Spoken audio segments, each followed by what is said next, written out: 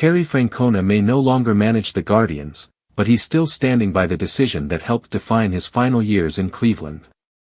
Though he wasn't the one who ultimately changed the team's name, Francona was part of the discussions that led to the move, and he remains proud of how it was handled. Speaking before the Reds played the Nationals, Francona made it clear that owner Paul Dolan made a tough but necessary call. The renewed controversy comes after former President Donald Trump urged both Cleveland and Washington to revert to their old names. Francona didn't shy away from addressing those sentiments, saying the resistance to change is often rooted in comfort, particularly among white fans who, in his words, were probably just fine with how things used to be. That, Francona argued, is exactly the point. Progress isn't about preserving comfort for a few. It's about showing respect for everyone, especially those who were harmed or excluded by the old names.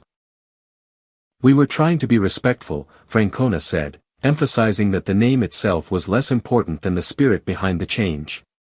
Guardians president Chris Antonetti echoed that focus, saying he wasn't giving much thought to changing the name back and instead is focused on building the Guardians brand. Over the past 4 seasons, the franchise has worked to embed its new identity while keeping its history intact.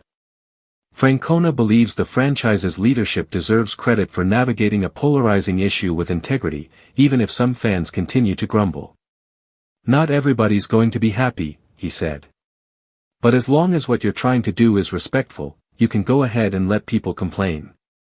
In an era where the intersection of sports, culture, and politics is increasingly fraught, Francona's words land with clarity. Doing the right thing isn't always popular, but it's still worth doing.